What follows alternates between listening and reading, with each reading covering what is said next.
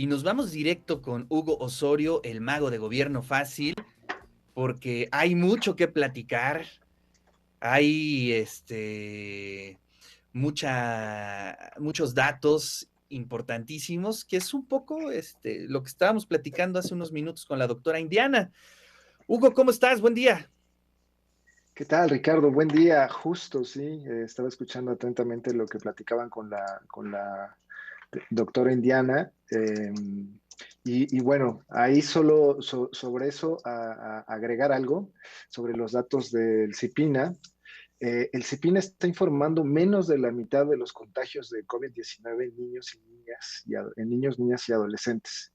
Es decir, ellos están diciendo que son alrededor de 60,000 casos los que existen, pero de acuerdo a la Secretaría de Salud, y más o menos con las fechas que ellos dieron, en realidad son 141,463 niñas, niños y adolescentes de 0 a 17 años contagiados. Es decir, que el CIPINA está reportando 43% de los casos oficiales, únicamente un 43%, ¿no? Y esto se debe a una razón que incluso Serendipia contactó al CIPINA para saber de qué se trataba esto, y esto se debe a que ellos están utilizando únicamente una variable. ¿Recuerdas que por allá del mes del año pasado, me parece que a finales del año pasado hicieron un ajuste metodológico en la Secretaría de Salud? Entonces agregaron algunas variables que tienen que ver con esta cuestión de cómo se calculan los casos positivos, ¿no? Entonces, estas variables tienen que ver con resultado laboratorio, clasificación final. Son tres variables específicas. La cuestión es que la información que la CIPINA ha estado generando a lo largo de esta pandemia nunca fue corregida, ¿no? O sea, ellos siguen calculando solamente sobre una variable, por lo tanto sus datos son muchísimos menos, ¿no? Estamos hablando de que ellos marcan que son alrededor de 60,000, estamos hablando que son 143,000, ¿no? Es así la variación en datos. Que es bastante significativa, ¿no? En cuanto a casos, ¿no? Ahora, en cuanto a muertes, en realidad el crecimiento no es tan sustancial. Estamos hablando de que son únicamente 732, bueno, únicamente el crecimiento comparado con el número de casos positivos, ¿no? La CIPINA reporta 613 defunciones en toda la pandemia y en realidad ha habido 732, ¿no? Pero la cuestión importante y la que sí tiene que ver un poquito con esta cuestión, a ver, voy a intentar compartirles por acá esta información, es esto, ¿no? El número de casos positivos en realidad está en 148,000 a nivel nacional, ¿no? Esto es lo que estamos viendo a nivel nacional. Aquí tenemos un pico de 1,695 casos reportados el 26 de julio. Esto con datos al 18 de agosto. Es importante, a la semana pasada, ¿no? Pero aún así podemos ver que el crecimiento es bastante, ¿no? Bueno, dicho esta información, bueno, CIPINA no ha actualizado sus datos. Entiendo que han generado demasiada información y ya tienen como un sistema para los PDFs y seguramente esto les va a tomar más tiempo ajustarlo, pero sí es importante tomar en cuenta que no son 60,000 casos positivos los que ha habido en México en la pandemia, sino que son 148,000 casos. Esto con los datos de la Secretaría de Salud y es que son pues los datos oficiales, ¿no?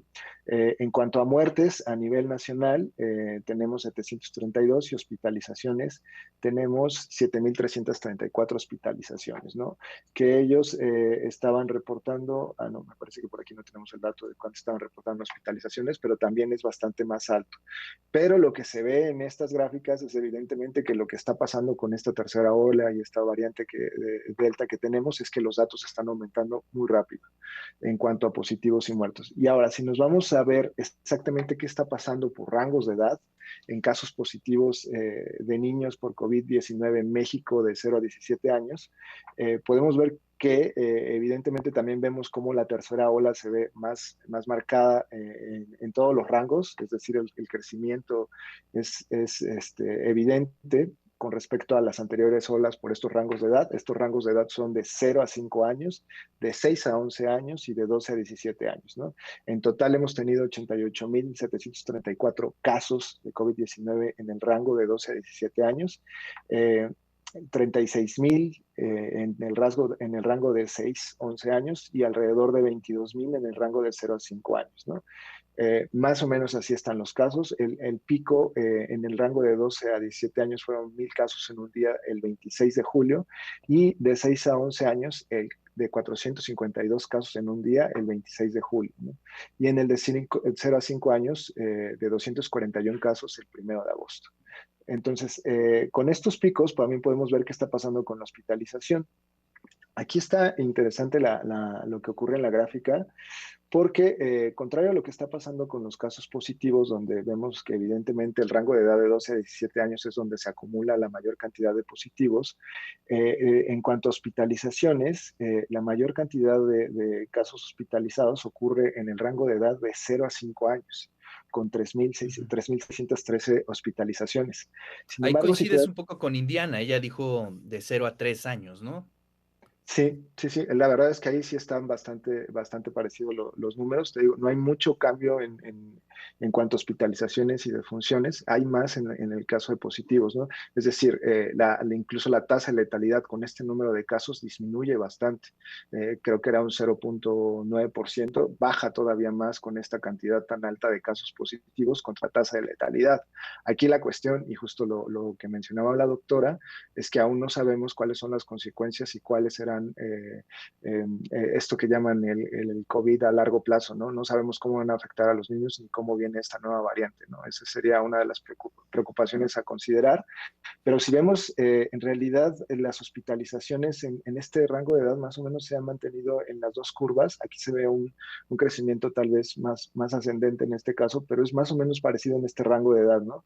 Sin embargo, en el rango de 12 a 17 sí se ve una subida mayor a la que había ocurrido en las otras dos olas, ¿no? Y bueno, en el rango de 6 a 11 años está más o menos en los mismos rangos, pero sí se aprecia también un aumento, ¿no?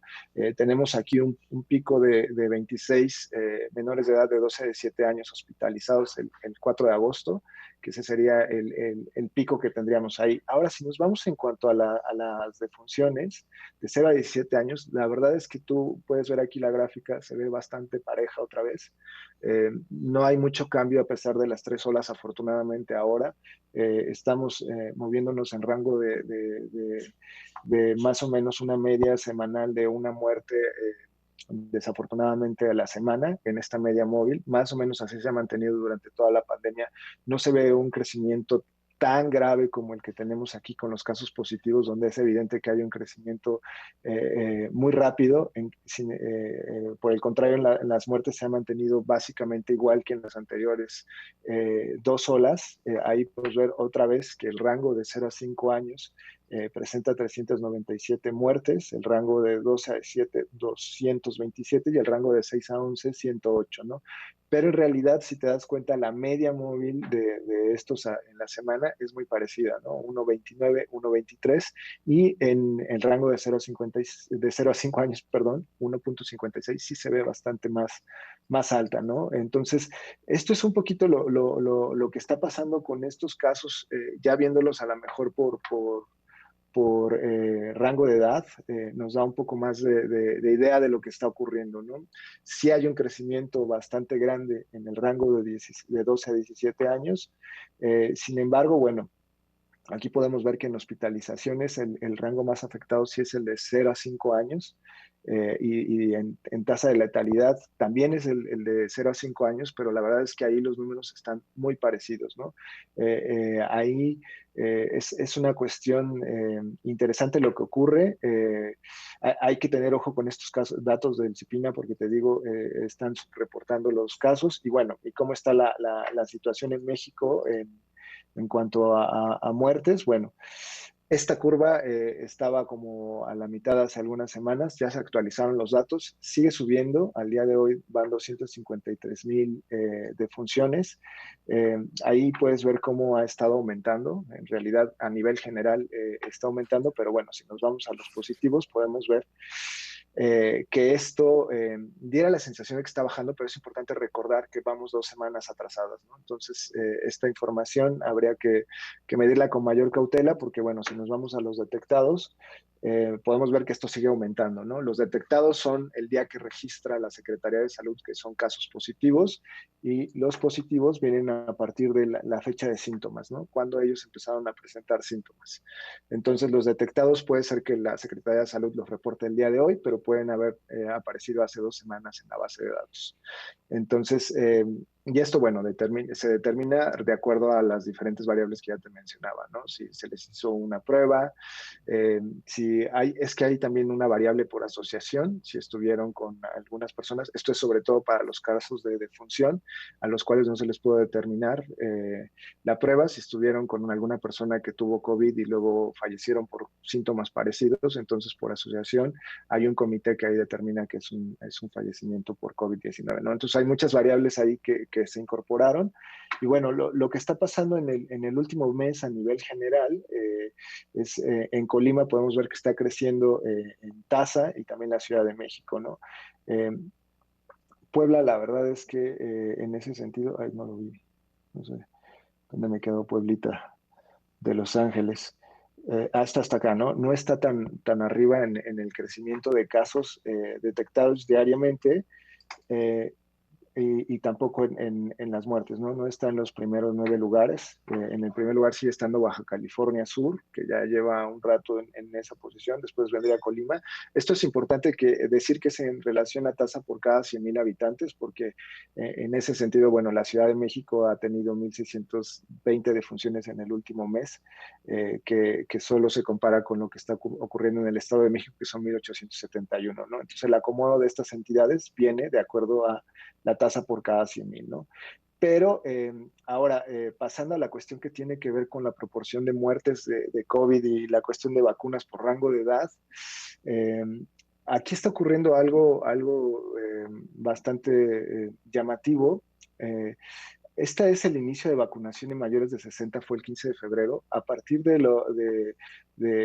esta línea que es cuando se empezaba a creer que comenzaba a funcionar la vacuna, o más o menos que era un mes, me parece, empezamos a notar que este porcentaje de muertes en los mayores de 60 disminuía. Lo que ha ocurrido en las últimas semanas es que está aumentando otra vez. Eso es algo llamativo. Mientras que en otros países esta línea verdaderamente baja y empiezan a subir las otras, lo que está ocurriendo en México es que esta línea se está manteniendo arriba. Habíamos llegado a tener un 45%, incluso llegamos, me parece que al 39%, si no me equivoco, y estamos otra vez en números superiores al 50% en las personas mayores de 60 años que están falleciendo por COVID, ¿no? Y cuando estábamos en esta parte, estaban aumentando el rango de edad de 50 a 59, otra vez se está bajando. Lo mismo ocurría en los rangos de 40 a 49. Está ocurriendo algo muy extraño, la verdad. No me atrevería a dar una conclusión de esto porque sería algo que de verdad escapa a mi entendimiento de qué es lo que puede estar ocurriendo con estos datos, porque lo que te mencionaba, ¿no? En otros países, por ejemplo, en el caso de Estados Unidos, es muy evidente que este rango de edad de 60 en realidad ya se cruzó con las otras líneas y son las otras líneas las que aumentan y la de 0 a 60. Esta es comparando con fechas de vacunación, ¿no? No sé si ahí tenga que ver con personas que no se quisieron vacunar. Hay muchas variables en juego que la verdad no quisiera yo ahí cometer un error tan grave como para decir qué puede estar pasando, ¿no? Lo que sí podemos ver es que en el rango de edad de 0 a 17 estamos en un porcentaje muy pequeño de muertes por COVID-19. Esto se sigue manteniendo bastante igual a lo largo de la pandemia, o al menos es imperceptible el crecimiento en estos rangos de 100%, ¿no? Es un rango muy pequeño el que ocupa este rango de edad de 0 a 17 comparado con los demás porcentajes. Está bastante abajo. Y bueno, en ocupación de hospitalaria, algo que te quería contar antes de que se nos acabe el tiempo, es que Puebla en este momento está al 80% de su capacidad en todo el estado de ocupación hospitalaria, ¿no? Entonces, hay que cuidarnos, hay que tener mucho cuidado. Después viene Colima, Hidalgo y Veracruz, pero bueno, ahí estamos, ¿no? Hace un mes estábamos al 31%, hace una semana al 78%, ayer estábamos al 78%, hoy ya estamos al 80%, ¿no? Entonces, hay que tener un poco de cuidado. Bueno, y en cuanto a cama con ventilador, Colima está en el 89% y en cuidados intensivos, eh, vemos que hay hasta 5 entidades con el 100% de ocupación, ¿no? Entonces, estos son los datos, los pueden revisar en Serendipia. La verdad es que es información bien valiosa, sobre todo para aquellos papás que quieren tomar una decisión de si sus hijos se van a presencial o no. Los escuchaba atentamente y sí, tu propuesta de que hubiera clases en ambientes abiertos, así completamente, es una idea fantástica que creo que no se ha revisado del todo. Pues sí, Hugo, bueno, te agradezco muchísimo, excelente análisis de datos y bueno, pues esa es una herramienta para tomar decisiones. Te lo agradezco muchísimo. Un fuerte abrazo. Abrazo, Ricardo, cuídate.